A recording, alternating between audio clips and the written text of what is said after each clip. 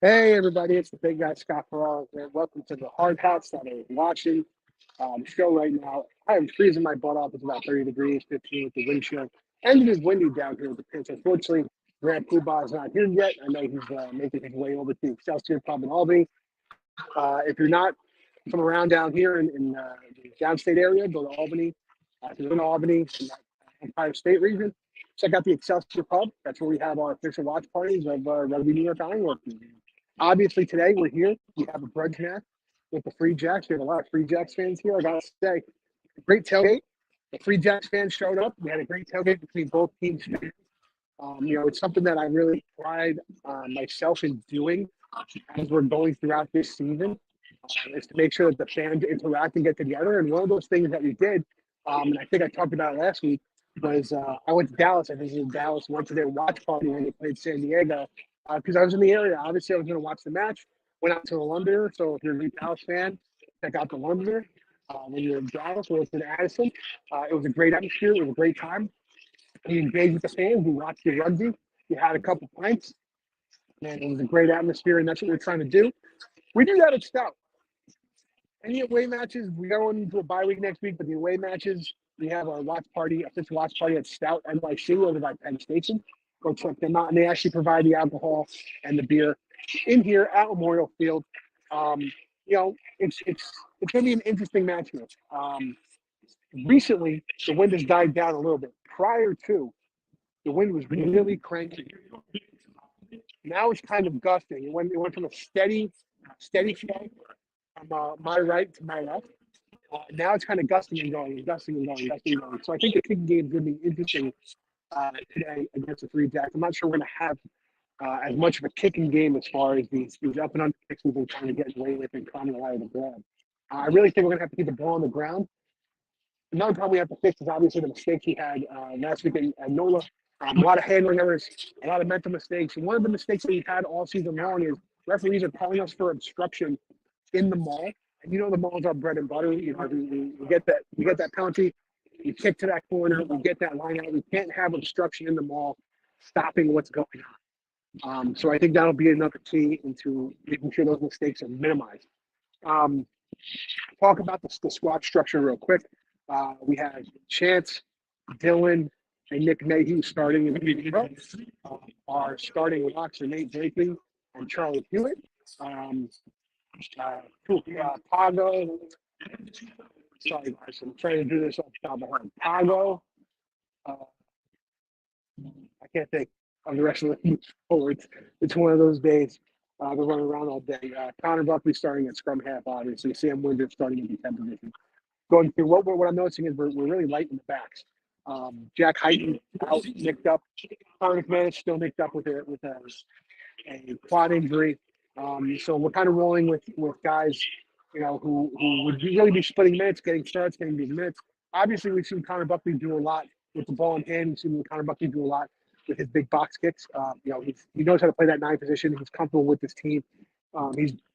Since last year, he's been getting plenty of minutes. So, really like the fact that he's getting the starts and getting some more minutes, even though it comes with, some injury news.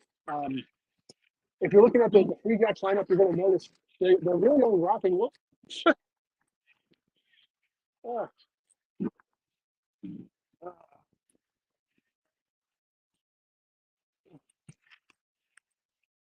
woo. Talking about that wind gust, people. Woo. Everything's going around. Anyway, you'll notice that they're really only rocking with 2 locks. So 3 weeks ago, they had a lock go down with injury. Last weekend, or 4 weeks ago, they had a lock go down with injury. Last weekend, Josh Larson dislocated his shoulder. I saw him walking around, unfortunately, with a sling. Then they had another, one of their locks get a double yellow, which obviously means a red card and 1 match suspension. That suspension is being upheld to this match. So they're really light in their pack as far as the lock is concerned. And, Free Jacks have had issues with the lineout all season. This isn't going to help. So I know that we're really going to need to go up and steal those lineouts that we need to grab. Really punish them on that end of the field. But again, really, we have to worry about us, right? So we're talking about going from that NOLA game where we really got romped, especially in that second half. A lot of it was mental mistakes. A lot of it was tackling errors, handling errors. Those things can't happen. We have to make sure that those things are really being fixed, really being focused on one and done tackles, getting to the breakdown, securing the ball in the breakdown, not letting the other team jackal the ball, which has been an issue for us in away matches, not necessarily at home matches. In away matches, for some reason, it's really been an issue. So really, again, those little things we really need to work on. I think it's something this team can fix. Just don't know why we can't play down Nola. And neither can Utah, apparently. If you watch the match yesterday, Utah also got spanked down in Nola. It was a tough place to play. But getting back to us again, watching some of the kicks,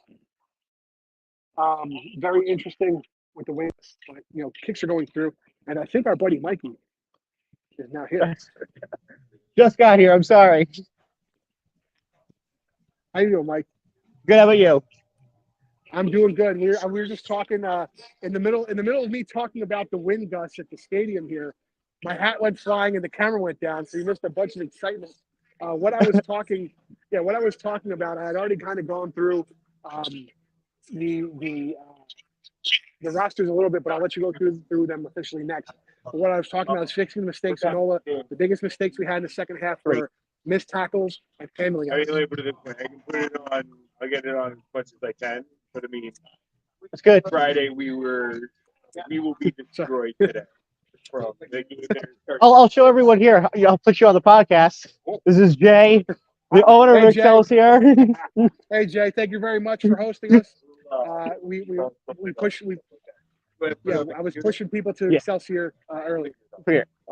Listen, Mike's very important to get his pint order in first before he gets on the show. So Mike, real quick, can you give us a breakdown of the rosters?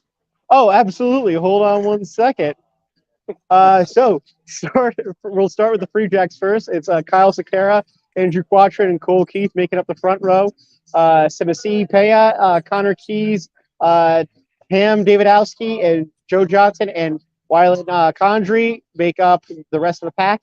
John Paulin, Jason Potraz, Paula Bellacanana, Wayne Vanderbank, Ben Lasange, Mitch Wilson, and Reese McDonald make up the backs. As for their bench, it's Mills Senarevi, Foster DeWitt, Joel Heinz, Sam Vasili, Mitch Jacobson, Holden Youngert, Spencer Jones, and Taniela Filimone. As for your ironworkers, Chance Beglusi, Dylan Fawcett, Nick Mayhew make up your front three. Nate Brakely and Charlie Hewitt are the locks. Benjamin Bonasso back to the lineup.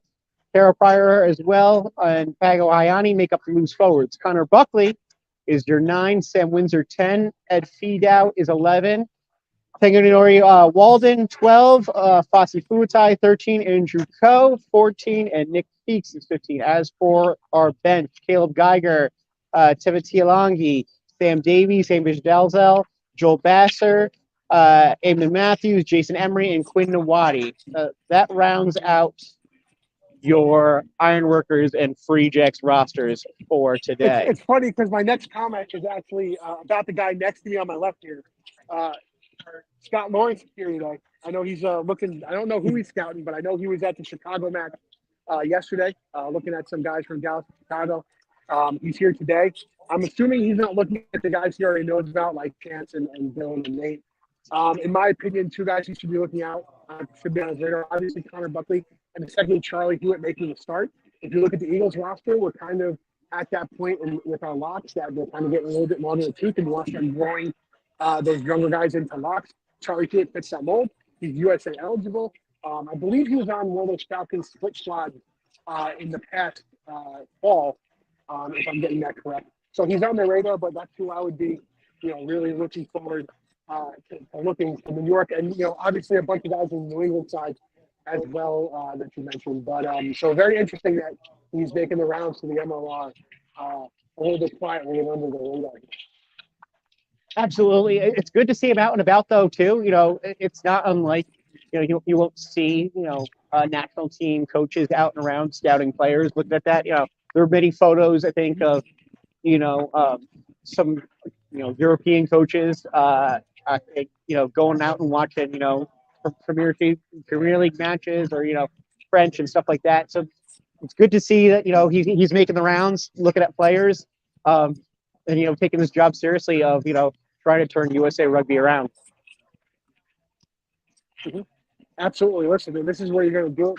When we talk about the MLR and the partnership with USA Revenue, this is what we're talking about. This is being proactive. You can get as much advice as you want from the teams about their players, but you have to go out and see how they play, see how they prepare, see what they're doing mentally, and this is exactly what you want your interim head coach and Eagles to do. All right, back to our game. This is a red match. We haven't we haven't beaten New England at home, I believe. If I'm correct. I think this is the time to do it. I feel like there was one we beat Nola once at home. I think back when it was we were playing in Jersey City. I feel like I went to that one. I think we won. But yeah, it's been a while. Definitely not in the past 2 seasons. It seems like. So it certainly is a grudge match for us. They're coming out. They're gonna show us that the two wins that we had at their home were a fluke last year, especially because that one that was in the Eastern Conference Championship game. And so yeah, I think this is gonna be a nice big. It's gonna be a grudge match. It's gonna be a great grudge match to watch. I mean, we've been seeing a lot of teams play really tough. We had that Dallas-Chicago match yesterday that came down to the wire. Former New York Rooster Chris Matino flying the game-winning points there with a couple minutes left for Chicago to take home their first win of their franchise at SeatGeek at home. That's great. That's good. But we're here. We're playing the Free Jacks. This is bragging rights. This talking shit until we go over there in April on who won and this, that, and the other. This is what we want to build for the MLR. Is the rivalry? Is the fans? I mentioned this previously before we hopped on. Was we had a tailgate. The Free Jack fans were there. We were there. We were having fun. We were interacting. We were talking rugby. We were bullshitting. And that's what we want to foster as far as a culture. When you're going to matches or going to watch parties, and you just happen to be in the area, like I was with Dallas and going to their watch party. So we just want to make sure that all the fans are having fun and we're having a great game day experience here at Memorial Field. And I just want to shout out DJ Rock up there. I don't know, we probably all the way at the top there is where our DJ sits. That poor guy, he's really freezing his butt off, giving us really good tunes in the house, getting us hyped up. And I just want to give him a shout out because again, the game day experience has been top notch since we started here in Mount Vernon Memorial Field. I couldn't get the last part where you said there. Sorry. I said I just wanted to showcase somebody who's helped make the fan experience top notch here at Memorial Field. Nice. Yeah. Do you want to do some scores now? Let's talk about the scores and we can wrap them up, Mike. Yeah. All right. So I was going to say, I think when we did the podcast on Thursday, I said it was going to be a low scoring game. I think around 30 points. I'll say it will be over. From the Free Jacks is in the house here. Say hello to Phil Harris. I'm going to go Sorry, with Mike. No worries. I'm going to go. I think over 30. It's not going to be much over 30, but I think I'm going to go over 30, and I'm going to say Rugby New York by 5 still. I think it's going to be a tough game. It's going to be a grudge match. It's going to be really, I think, a defensive match that's going to be, battling it out between them.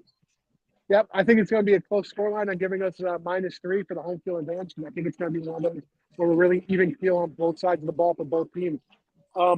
It's going to be a great day. It's starting to warm up just a little bit. I think it's probably up to like maybe 35 now instead of 30. But the teams are out here.